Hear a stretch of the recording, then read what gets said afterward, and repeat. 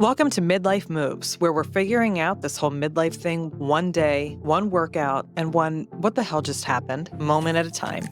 I'm Heather, and if you're navigating career shifts, fitness goals, parenting teenagers, or just wondering when the hell we became the grown-ups, you're in the right place. Let's talk about the real stuff, no filters, just honest conversations and a little bit of chaos. Let's get into it.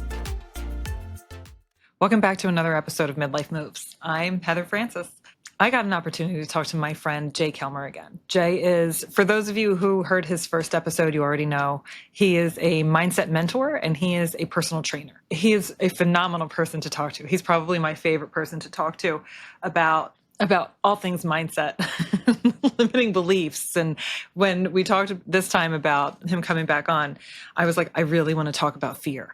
I really want to get into like what it is to not do something that you want to do because you're scared, because you might be scared of judgment, or you might be scared of, succeeding or failing. Like the fear that comes along with a lot of the things that we want to do that everyone experiences, and how it limits us in general, right? Jay and I talk a lot about that.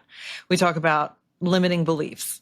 He challenges me a couple times about what I'm doing, why I don't want to do something, what I'm scared of. And those challenges, while simple, were really effective in shifting the way that I thought about things, such as this platform. So I hope you get a whole lot out of it. As always, I always do. I love talking to everybody I talk to. But let's get into it. I am here again with my friend, Jay Kelmer. Jay, thank you for coming back and talking to me. Of course. Super excited to be here. Round two. Let's do it.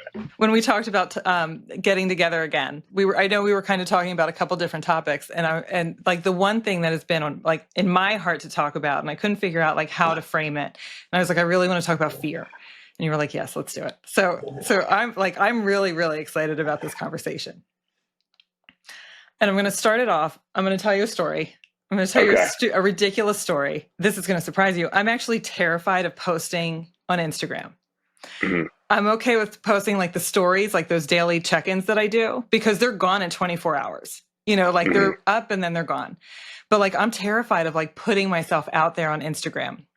And part of all this is like talking and connecting with people and sharing experience. And that's super intimidating. I'm terrified of it. So I started a TikTok account because I was like, nobody knows me. And TikTok is so big, like millions and millions of people. So like I can just post things and it'll get lost in the void. And that's how I'll practice, like talking into the camera and sharing, like my stupid little things. So I did that and I've been doing that for like a month, and it's like, and I get like 300 views and then it just dies. And I'm like, all right, this is perfect because I'm getting more comfortable with it.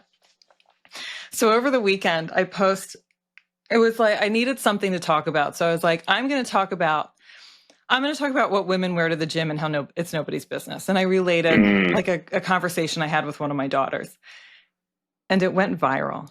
It was the most I think it's at 24,000 people at this point have watched it. 198 hours of people watching me talk about what women can wear to the gym. I love it's that. like my worst case. This was like my worst case scenario. This is like, like everything in me that I was terrified of, like happened with this. And my husband's like, this is what you wanted. I'm like, this is worst case scenario for me. Because it leaves you feeling so exposed. But we reached worst case scenario, and like I'm still here and I'm still talking to you. And like nothing really happened. And there were some horrible, horrible comments, and they just got deleted. Like they just got deleted. Yeah. So that fear of what people think has held, I know it's held me back from doing things. Sure. Is that an experience that you have had as well? Wow. First off, like, that's awesome. Like, you had a viral TikTok video. I'm not even on TikTok, so you're like light years ahead of me. But at the same point, like, I think the coolest part about your experience is like there was no terrible repercussions that came out of that. No. And I think that's like the basis of fear is this we start telling ourselves false narratives of outcomes that don't yet exist, right? And you just coincidentally or accidentally, I should say, like, got a lot more exposure than you had ever hoped for, and that wasn't your intent. And but anyhow, as far as like fear for me, yeah, I mean certainly there's been a countless amount of times that I've faced a crossroad in life, and there was a decision to be made. Mm-hmm. And I think to me, these are certain scenarios that maybe stick out a little bit more because they're really life changing decisions. And I would imagine that on a daily basis, there's things that I might feel fearful of. But, one that specifically comes to mind is, during COVID, actually, when I left Lifetime for the first time. I was with Lifetime from 2015 through August of 2020, kind of like right in the ramp up of COVID and all of those things. And, during that time, there was a tremendous amount of uncertainty. And I was kind of, given responsibilities to be a voice to, the team that I was overseeing at the time. And it was very, very stressful because I was left with no answers to provide for them. Ultimately, when we had decided to reopen, I was left with the decision to work more than I wanted to at the time. And I had to make the decision of what was best for me in the moment. And ultimately, it was to step away from a culture that I didn't really feel strong about anymore. Mm-hmm. That decision was not just like absolutely terrifying, but incredibly heartbreaking. Yeah. Because I had no idea what was next. When I first came across the opportunity to work there, I was just like, this is everything I could have ever hoped for. And obviously we've met because I've decided to go back after observing for a few years and things like that. But at that point in my life, that was probably the biggest level of uncertainty and the most amount of fear I had experienced at the time because, not just the mass amounts of debt that I had collected to enter the field as a profession, but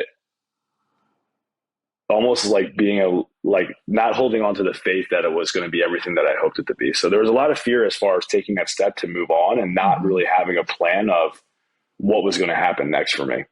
Yeah. Well, and that goes into like you started over. Like that's just Mm-hmm. starting over. Like that's so what was the mindset that you got into to make that shift? Great question. It's always going to work out the way it's supposed to. Like no matter what, no matter what. Like if this isn't meant for me right now, it doesn't mean it's not a forever thing, but it's certainly just not serving me anymore. So I think the biggest thing was like identifying that this was no longer serving me and it was potentially holding me back from other greatness that I've yet to see within myself or have been able to, reveal to the rest of the world. Mm-hmm. And that I needed to make a decision, what was best for me. But ultimately it was the mindset of, whatever is meant to be will be, and that I will always figure it out. Like no matter what, just having the confidence that even though I don't know how right now, I will find a way. So it was like that gut feeling, like you had that like I know that this is the next step for me and it's terrifying, but I know that this is what I need to do.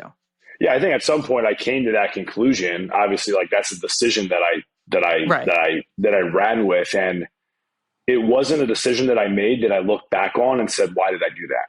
And I think that that's like something that a lot of people may experience when they go through or they're trying to step through fear, right? Because ultimately, that's what that decision was for me. Is like, I'm not running away from my reality. Like I'm stepping through the scenario. Like I'm stepping through fear. I'm making that hard decision and just taking the chance. And the second that I made that commitment and decision, wasn't looking back and being like, man, why did I do that? Right. Or if I would have stayed, what would have been different for me? Right. Or could it have been different? Right. It's just being committed to whatever was ahead of me and what was no longer serving me. And that was behind me. Do you find that mental shift, that like that mindset of like everything is going to work out the way it's supposed to work out? Do you find that challenging a lot? Because I believe that. I believe, like firmly believe, like, like the hard things, everything works out the way it's supposed to work out. Like you and I were talking for a few minutes before, this started. And like I mentioned, like I had my daughter when I was 19, and Hmm. that was not great for Yeah, a lot of reasons, but like sure. it led me to where I am in this moment. So, like Hmm. had that not happened, like A, B, and B, C, and D wouldn't have happened and led me to E. Yeah, Um, but it's a really, really hard mindset to stay in all the time. Do you find that yeah, too? Like, because I really struggle with that sometimes. yeah, for sure. I mean, we're all human, and as much as we can try to stay in that, let's call it that positive mindset or Hmm. that optimistic outlook of life, that it's always going to work out the way it's supposed to. It doesn't mean that I walk around every day like feeling that. I had to, Yeah. even today, like, I mean, I had to really get myself going to mentally prepare to be able to have this conversation with you today. Yeah. Yeah. So certainly I think like having more of that optimistic mindset, that certainly even when I'm not feeling my best, I understand that, this too shall pass.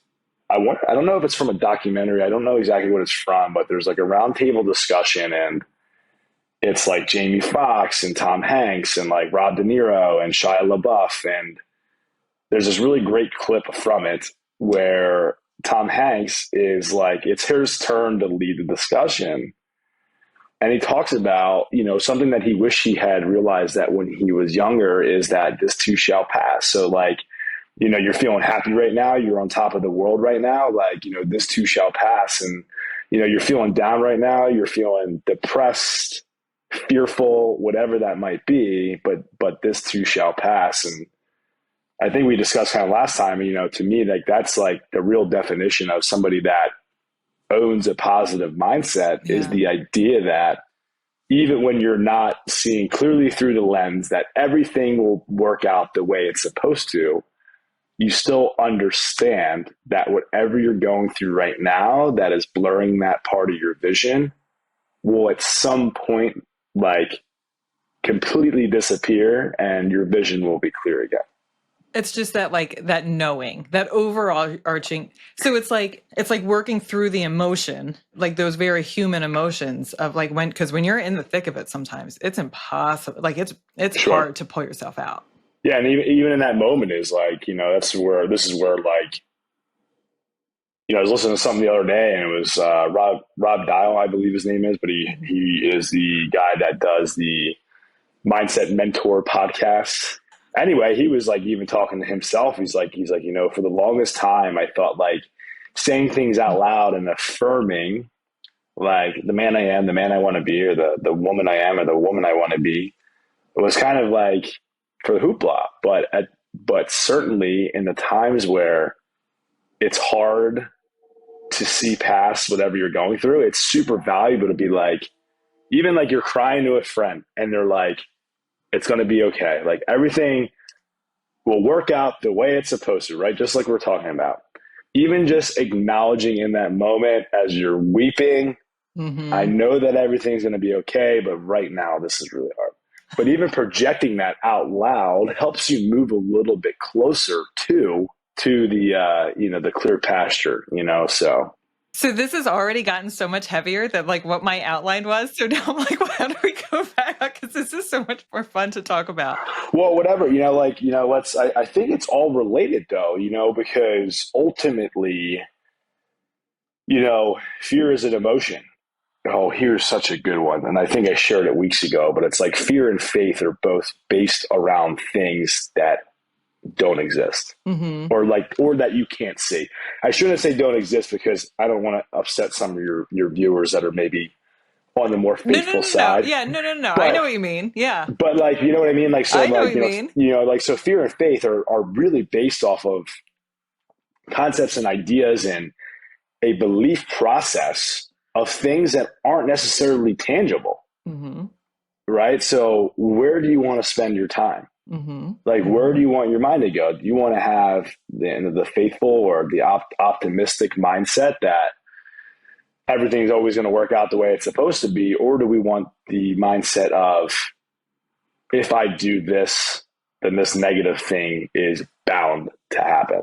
I love that because it's absolutely right. Because faith is a blind belief. Mm.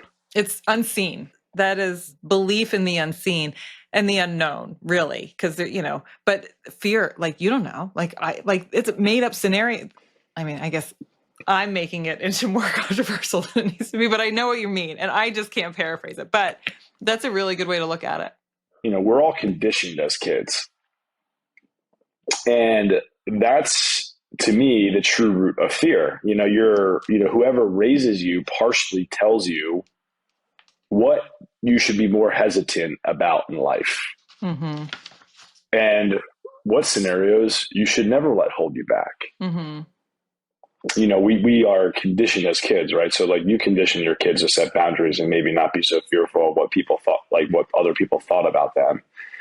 But a lot of our fear as an adults do come from subconscious beliefs that were instilled in us from when we were kids. Yeah. We're talking about the type of fear that's like, well, what if I do this and then, my sister judges me? Or what if I do this and my coworkers think of me differently, right? So that's like the fear that we wanted to talk about today, and how that could potentially, not even potentially, but how do we overcome those thoughts, and if what is that doing to actually like sabotage our lives by living in fear or letting fear hold us back, right? Realistically, like you can do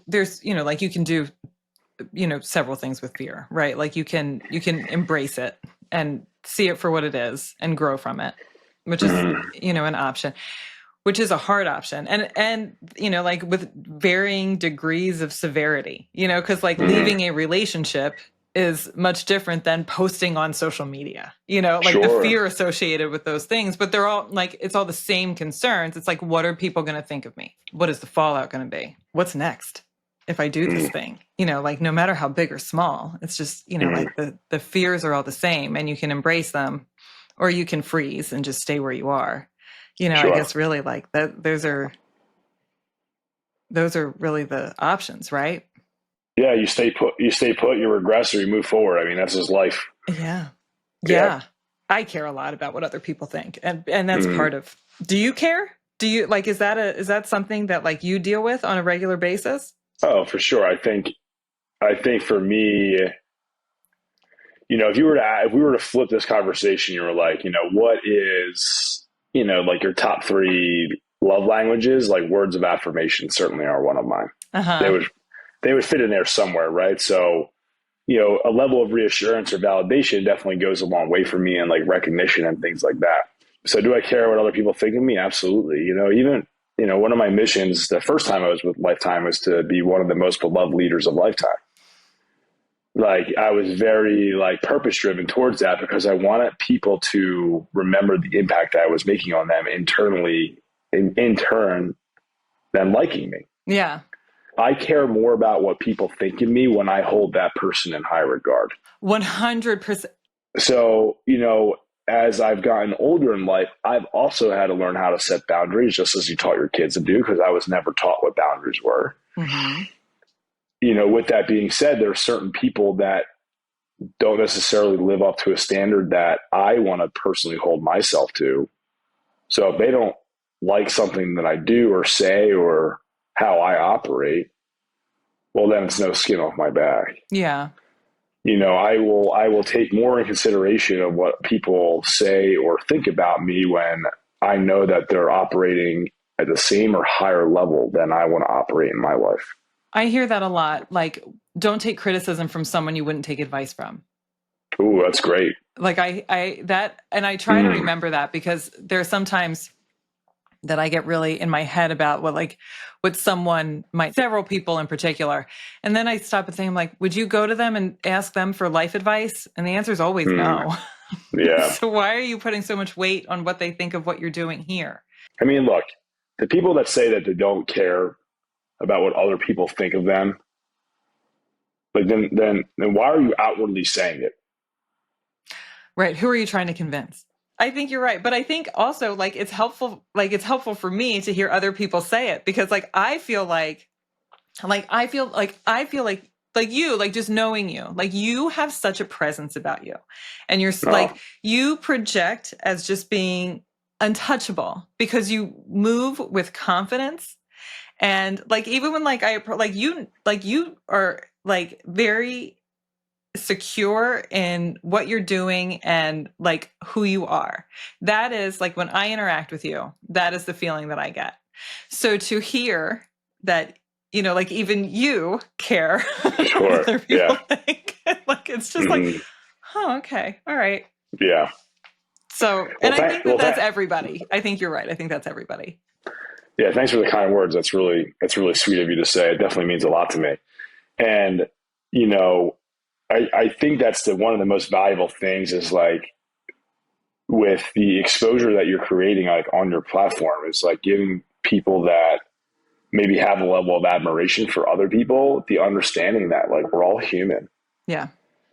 Like there is no emotion that you've experienced that I wouldn't have experienced. Mm-mm.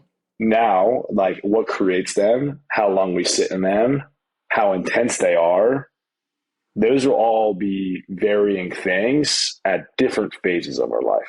Yeah.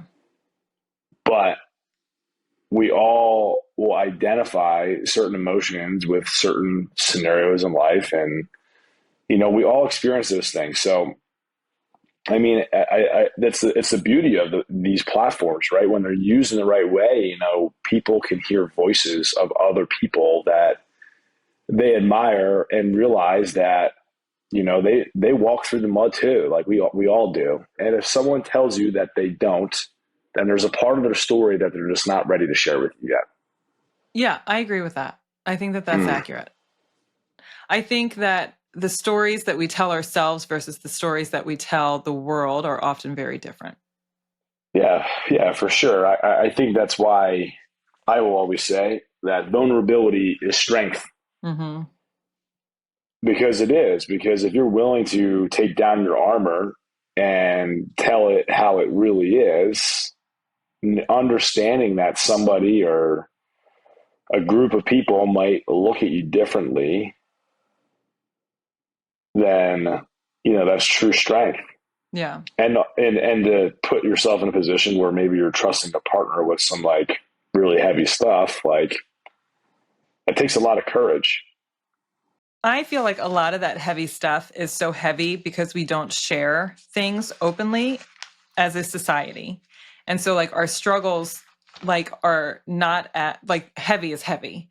But I feel like a lot of those heavy feelings would be normalized if we would just talk about them more, Oh, 100%. which is part of this podcast. So That's why we're letting it go. that's Just letting it out there. that's why we're doing this.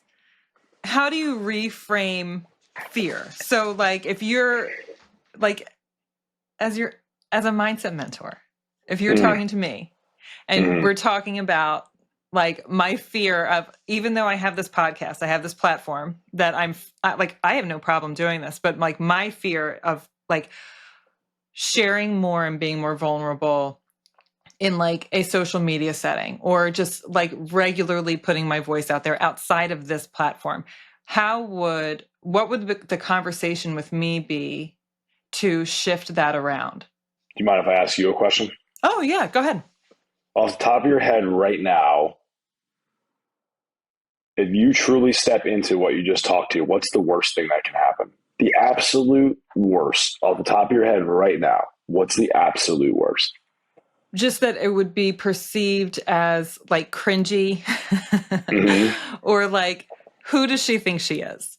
Mm-hmm. Like that anyone I know would see me and be like, what the fuck is she doing? I don't Mm-hmm. care about the people I don't know. I don't Mm-hmm. I don't care about the people I don't know. But the people that I know, like if I'm like my mom tells me now, she's like, I'm scrolling through Instagram and you show up in my reels. And I'm like, that's horrifying. So like how many other people that I know are seeing Mm-hmm. those things? Just being that vulnerable and them thinking like, who does she think she is? Mm-hmm. So that's like the worst case scenario.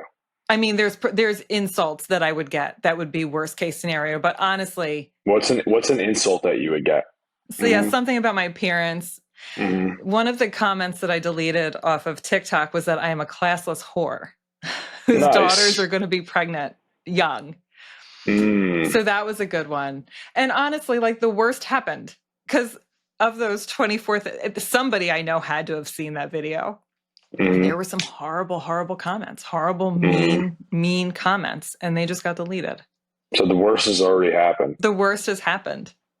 Okay. But this is like a low stakes, like it's low stakes, but it's a fear.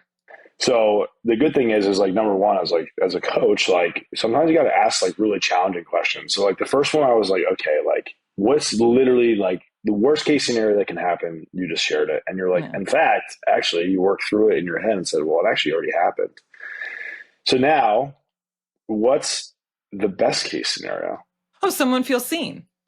Mm. And that's the point of all of this, so that Mm. people feel seen and they don't feel alone. Like someone can hear something that I say and say like, okay, like, Mm. yeah, like if they feel it in their gut, like Mm. that resonates with me. That's the best Mm. case scenario. And someone reaches out to you and says, Heather, because you started your podcast, I am now doing X, Y, and Z, all because Mm-hmm. of you. How does that make you feel? Like it's all worth it. And we can imagine out of the 24,000, there was probably at least five that felt that way, right? I'll take five. We're gonna multiply your one by five, right? But like, and I'm talking like low numbers here, right? But Yeah. I think that's like the best starting point is to really think about that stuff. Like, okay, if I do this, generally speaking, what's the worst that's going to happen? Right. And then to your point, you've already experienced in your head the worst case scenario, and it didn't stop you from hopping on and recording with me today. Yeah, no. Although it might have been something that created a level of uncertainty for you, it wasn't something that was worth not moving forward with what was truly fulfilling for you, and that was having somebody feel seen. No, and that's accurate because I listened to something that Mel Robbins said, and it was just about like, and a lot of this has happened, like a lot of this started happening when you and I first started talking about doing this episode. Because I was like, Mm. I'm terrified. Like these things these stupid things I'm scared of are holding me back from things that I want to do. Mm. Stupid things. There's big things that I'm scared of that I won't do because they're like terrifying, and, but like these little things are holding me back. Mm. And like what, and it's just fear, and like how much of fear affects our lives. Well, that's the thing, right? Is like, we only ever, you can really only ever accomplish the big things by executing on a ton of small things. And, I believe we mentioned this last time, but for you to tackle the small, fearful things will only allow you to gain more confidence, Mm-hmm. and it starts to dim the light of the fear of the bigger things. Mm-hmm. And that's when you'll be able to really start stepping through those things that you feel like right now are like, there's no way I'm fucking climbing that mountain. There's no way. And in order to ever see progress or to break through anything, like you need to first make a decision to make the commitment. To me, like commitment comes with a decision to be committed. Mm-hmm. I don't know if that's all making sense, but No, like you that makes have to sense. like No, you it's have an to active decide. choice you're making. Yeah, you have to decide like I am going to do this. Yeah. And then the commitment is the follow through. And with commitment to yourself every single day is where you will build personal belief and confidence. And that's how you move up on the sliding scale to tackle the bigger things that you might be more fearful of right now. So that growth, that personal growth, can feel very uncomfortable. Why does that feel so uncomfortable? Like, what is your... I think when you're really diving into personal growth, you're truly exposing the areas of you that maybe aren't the things that maybe you're most proud of, or the things that you have the least amount of confidence with, and things of that nature. Because are you really growing if you're only growing the parts of you that are already really good? I mean, I think that's part of it, but in order for you to step into being a person that you want to be, you have to work on the areas that aren't so great about yourself. And I think that the thing is with growth, when you really own it and you really understand it, there's acceptance and there's a mourning that comes along with growth. And to me, that's part of why it's so hard. It's because there is a part of the version of you that exists today that you got to put a knife in and you got to bury it Yeah. and you got to leave it behind, because if not, then it's going to continue to resurface and get in the way of the things that you want. And you also need to make room for the new version of you. So like internally with self, growth feels really hard because there's a moment where once you make the decision to make the commitment to really dive into it, there comes a moment where you have to understand that a part of the old you has to die in order to make room for the new version of you. And that's very scary. Mm-hmm. At some point you have to like understand that like, hey man, like these like beliefs and habits and routines that I've been in,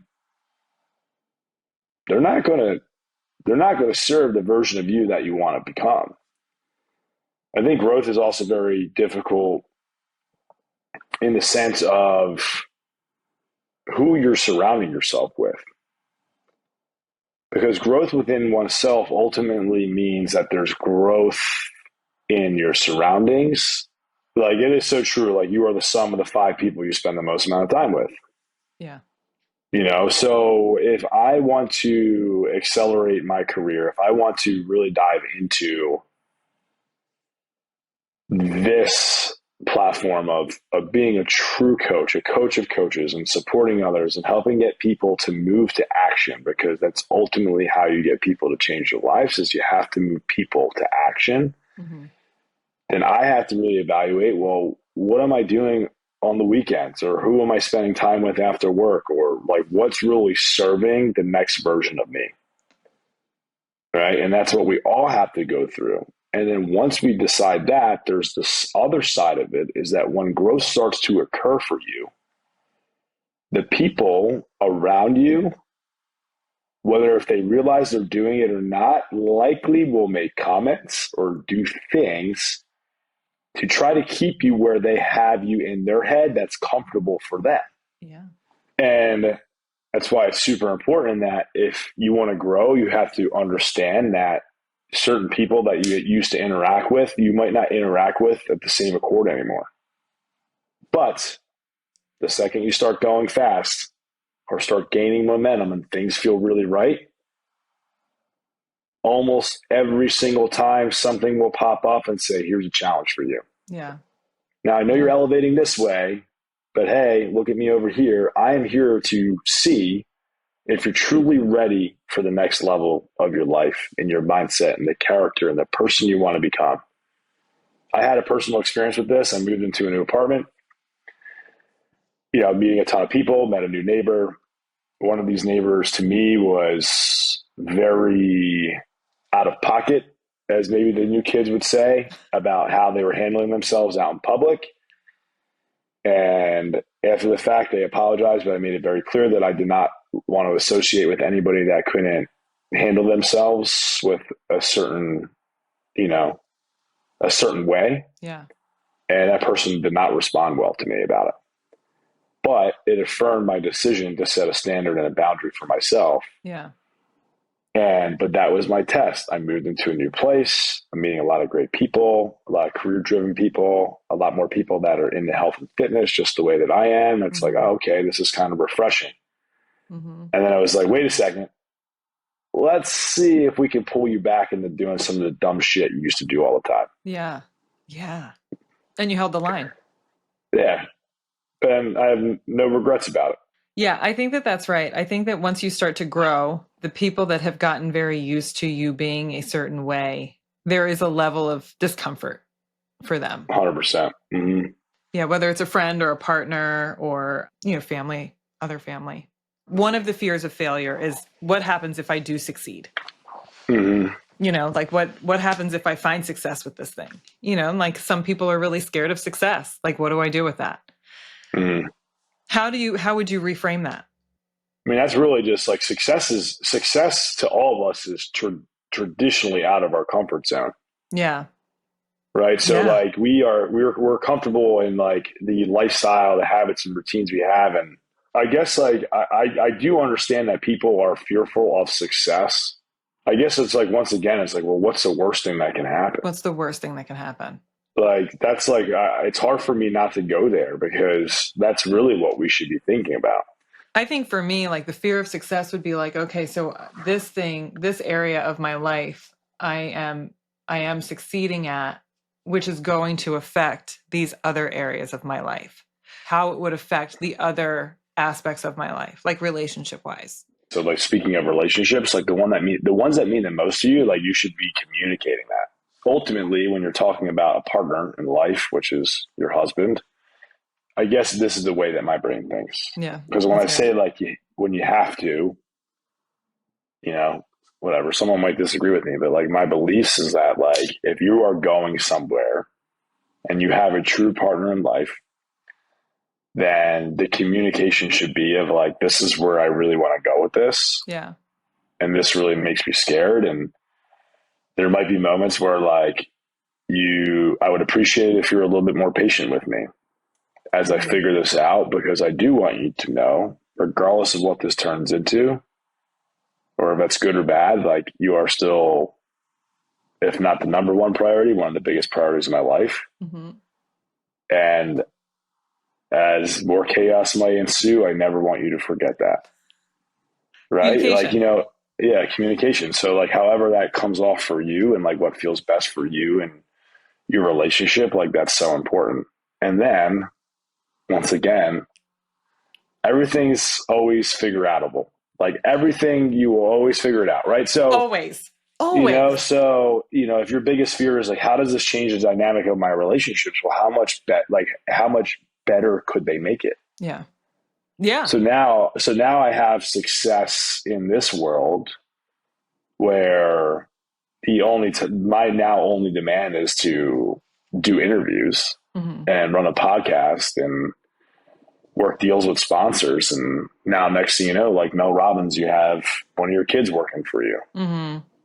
I think once again, like that fear of success for you and relatable to so many people is like, why do we think about the not so good stuff? Like, why don't we as people, right? This isn't just you, Heather, like this is everybody. But why aren't we able to just to think about like, well, it's not about what goes wrong. Like, well, what if it all goes right?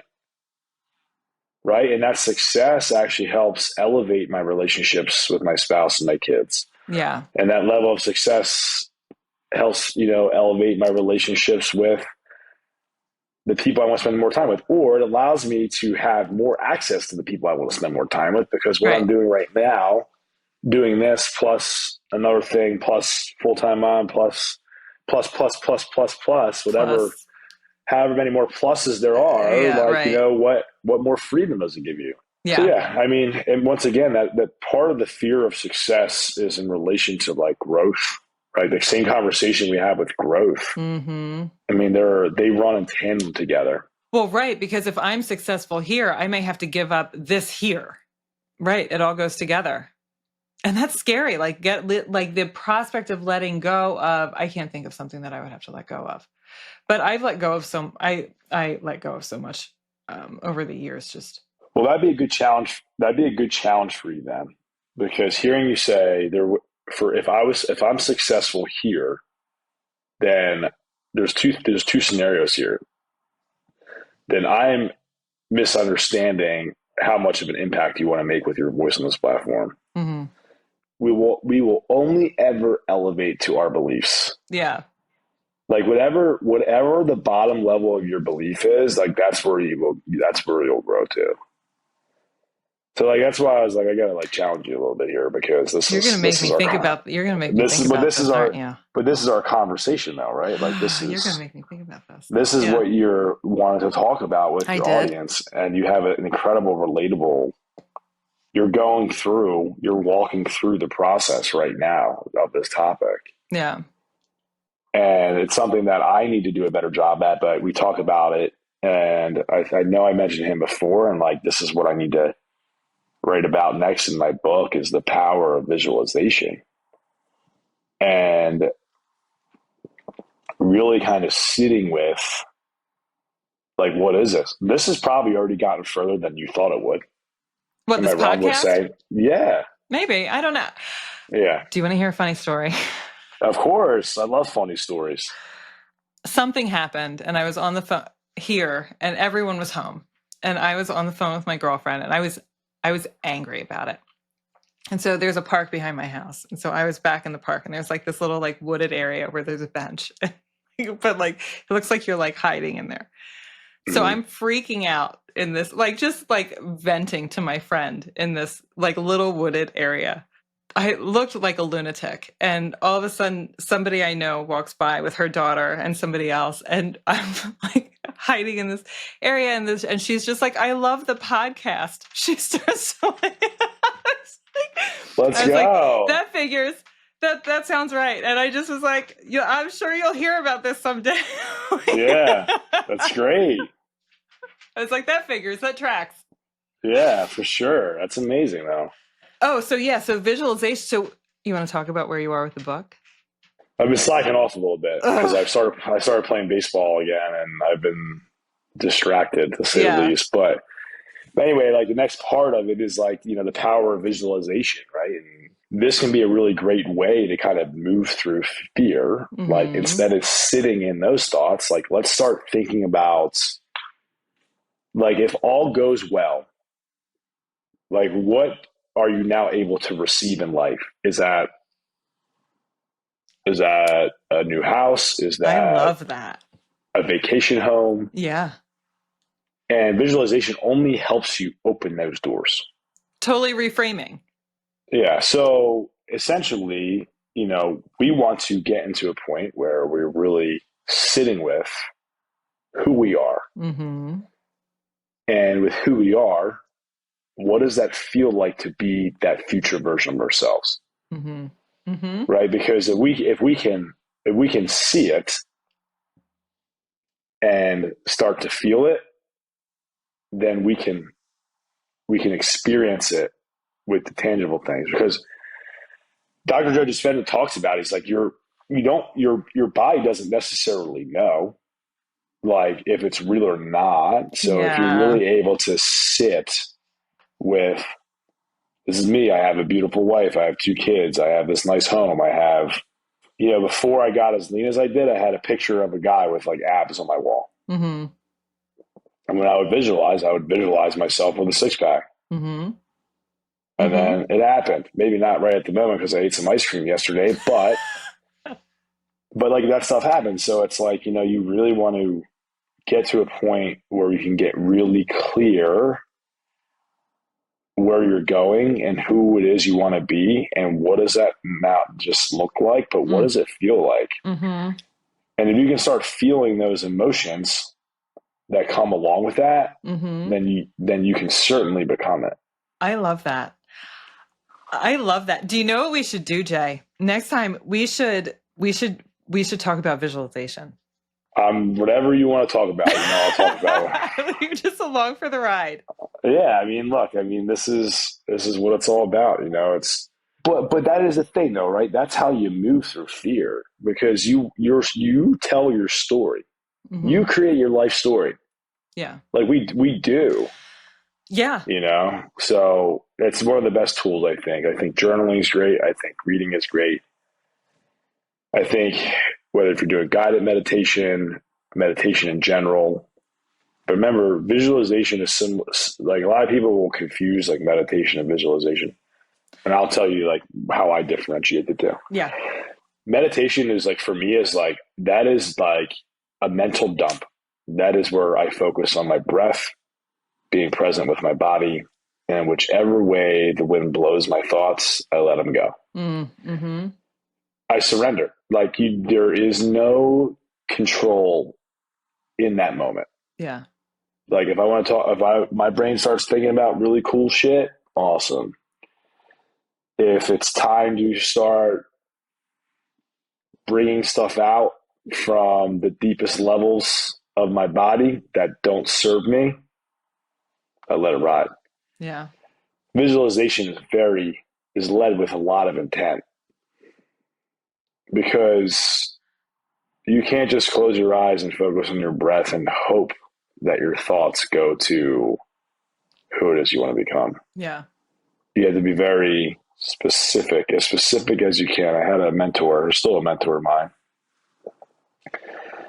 He's like, when I visualize, I can literally walk into my kitchen and feel the countertop. Mm-hmm. Mm-hmm. And in that moment, he's like, I can feel it. Right.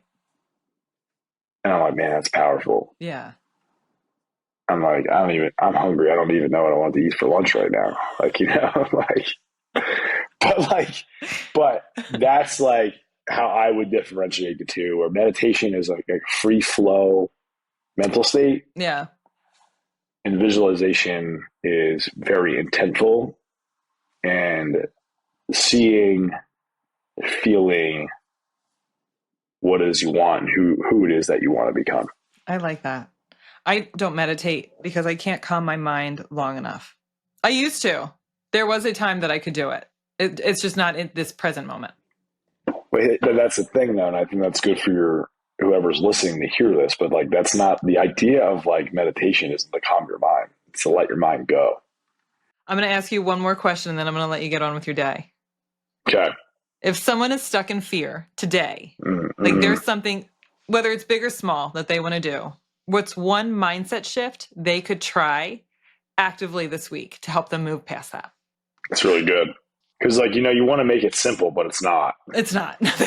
None of it's simple. I will share something for me. I used to be terrified of flying. Mm-hmm. Mm-hmm. When I was a kid, one of the first movies, well, not one of the first movies, I'm sure, but one that really I remember is my older brother made me watch the movie Final Destination, where all like the high school kids get on a plane and it blows up. Yeah. Uh-huh. My Well, son, my 12-year-old is obsessed with Final Destination right now. And so he was like, do you get in tanning beds ever? yeah. Yeah. So obviously after that, I thought every plane blew up when it took off, Mm-hmm. and that my death was just right on the other side of the wheels off the ground. Mm-hmm. Mm. And so for a while, I held that fear even into as an adult, where I would get unsettled. Now I'm fine. Turbulence scares me, but like I feel like everybody's scared of turbulence. I just don't like how it makes my body feel. It makes me want to puke. So, for a while, like I would buckle into a plane, and like as we would get going, like I would just sing to myself, and I would just repeat over and over, "Everything's gonna be all right," but in the Yeah. melody from that song, Yeah. "Everything's gonna be all right." Yeah. Over and over and over and over again. And that would always help me calm my nervous system and be okay. Yeah. I think we also talked about being a song repeater. So I think that could be really helpful too. Like I can Yeah. get myself out of mental ruts by like I would put like one song on if I was really holding on to like a lot of shit that I felt was really holding me back. It's a song by Trevor Hall, and like the main lyrics in it, I might have mentioned this last time, but it says, "Put down what you are carrying." Yeah. Did I talk about that song last time? Or Yes, I, you did. What's it called again? the main lyrics are just put down what you are carrying. Uh-huh. And so like I'll listen to something like that on repeat. And that can be seen as a form of meditation too. Like as you're Yeah. listening and like letting your mind go and letting your thoughts process, and like Mm-hmm. when you're stuck in fear, you're not really you got to think of different ways that you can open your brain to let those things flow out and let other things flow in. I like that. I like the song thing. I like because there's something with like the vagus nerve too, isn't it? Like Mm, I don't know. I'm pointing to my throat. I don't know where it is, but I remember here, like mm, if you like making those like verbal cues does something with it. I could be talking total shit, but I love the song thing. I like the humming yeah, thing. it's great. You should check it out. Yeah. Yeah. So I mean, like, is there one thing that I'm like, oh, if you snap your fingers, you will be healed? No. That's not a thing. Yeah. Yeah, it's not a thing. So outside of that is like just do something. Right.